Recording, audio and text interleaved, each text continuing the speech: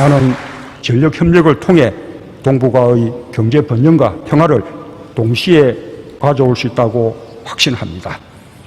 나는 동북아 경제 공동체와 다자안보 체제까지 전망하는 큰 비전을 가지고 동북아 슈퍼그리드 구축을 위한 협의를 시작할 것을 동북아의 모든 지도자들에게 제안하고 싶습니다.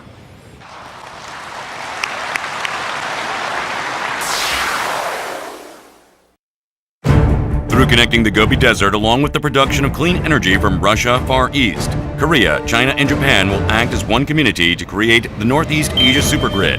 The future of the smart energy belt that we will build together is in our hands. The origin of the supergrid dates back to 1901 when Canada and the U.S. were connected to share electricity generated by Niagara Falls.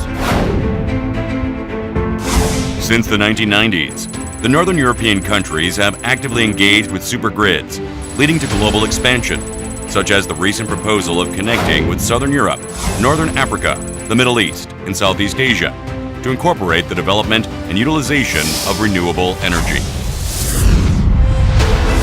Despite its large energy consumption rate and complex system, South Korea, an island much like Japan, the power grid is disconnected from other countries. If the grids are connected with other countries, we will be able to utilize the abundant, clean energy from Mongolia and Russia, thus helping to reduce particulate matter pollution. Furthermore, the stable power supply will help strengthen the national competitiveness, with the added advantage of being able to provide enough power to China and Japan. In particular, the clean energy potential in the Gobi Desert in Mongolia is 15,000 terawatt-hours per year, exceeding the amount of total energy consumption in Korea, China, and Japan combined, along with Russia having the world's largest natural gas reservoir and abundant source of hydropower. The region is a clean energy valley of the future. The steady increase in energy produced from renewable energy sources has reached 15,000 terawatt-hours, about 30% of the total power generation, and composes more than 50% of the annual new power generation capacity. Furthermore, solar and wind power generation are growing more rapidly than expected.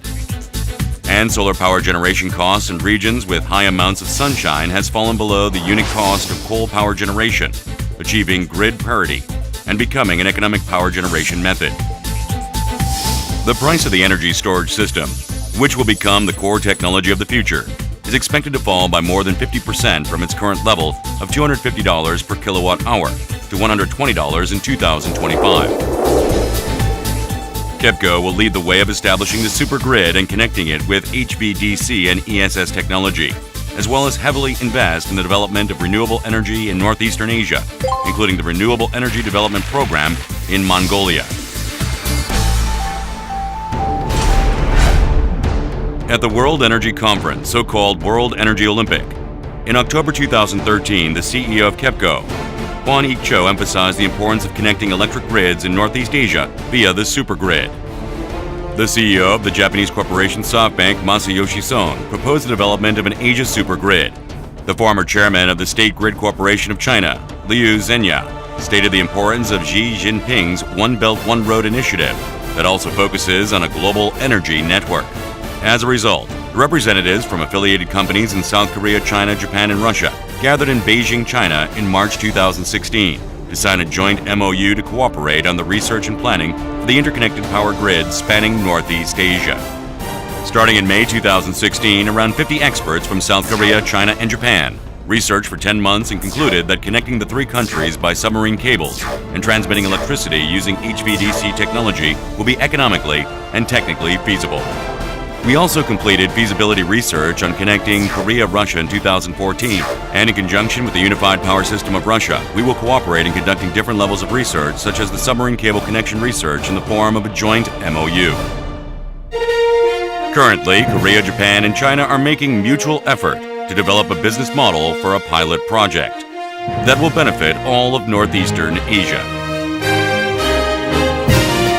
Furthermore, the interest and efforts of the Korean government, as shown with the establishment of the Northern Economic Cooperation Committee, will expedite the development of the Northeastern Supergrid. We will make considerable effort to carry forward a full-scale business, including various international agreements such as the IGA and JDA, and the establishment of a number of joint ventures.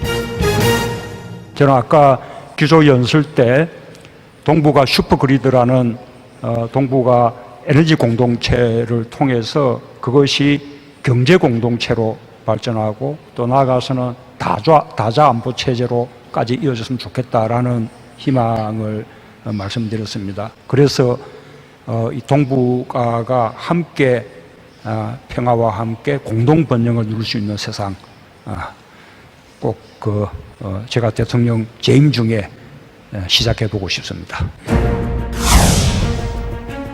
Northeast Asia used to be a community that has interacted and communicated with each other in different ways in the past.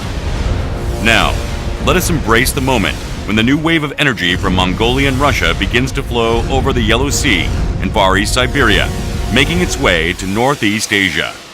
Interconnecting Korea, China, Japan, Russia is the first step towards implementing the momentous Asia Supergrid project that needs to be expanded to connect all of Asia as an energy belt.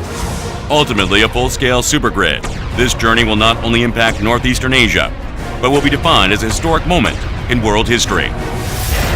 The future is bright with the One Asia Smart Energy Belt. Let the Northeastern Asia Supergrid light the way.